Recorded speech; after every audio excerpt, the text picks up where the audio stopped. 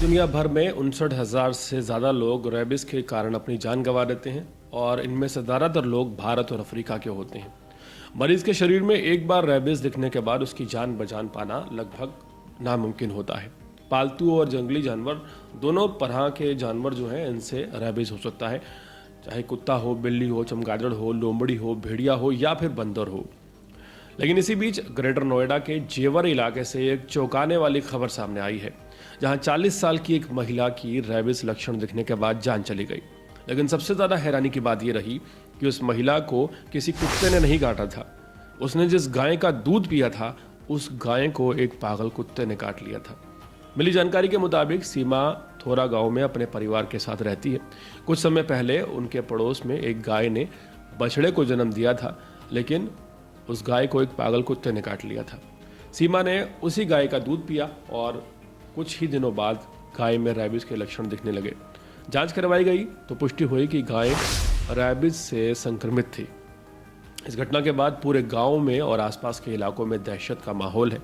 लोग घबराए हुए हैं और एहतियात के तौर पर रेबिस का टीका लगवा रहे हैं।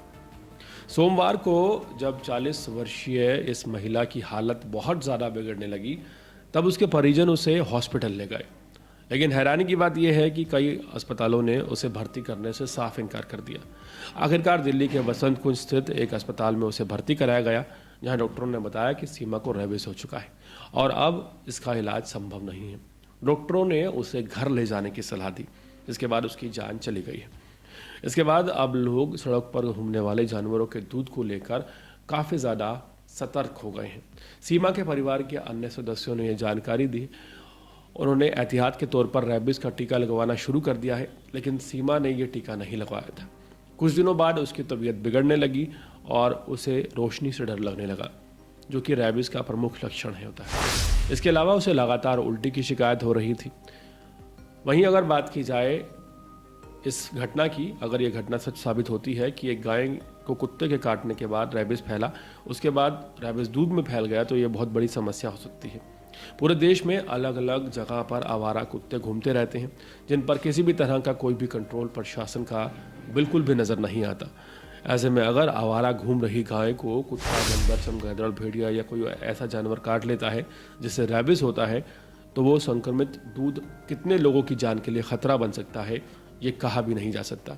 हालांकि डॉक्टरों ने इस बात से इनकार कर दिया है कि अगर दूध में रेबिस था या दूध पीने के बाद किसी को रेबिस हो जाना, इस बात के चांसेस बहुत कम हैं, क्योंकि पाचन प्रक्रिया के दौरान जो एसिड हमारे पेट में बनता है वो रेबिस को मार देता है।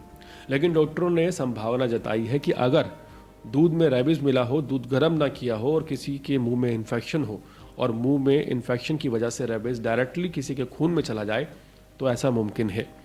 हाल फिलहाल ये अपनी तरह का एक अलग ही मामला सामने आया है, जहां कुत्ते के काटने की वजह से नहीं, जिस गाय को कुत्ते ने काटा था उसे रेबिस होने की वजह से एक 40 साल की महिला की जान चली गई है और तकरीबन 30 से 40 लोग अभी भी डर के साए में जीने को मजबूर है।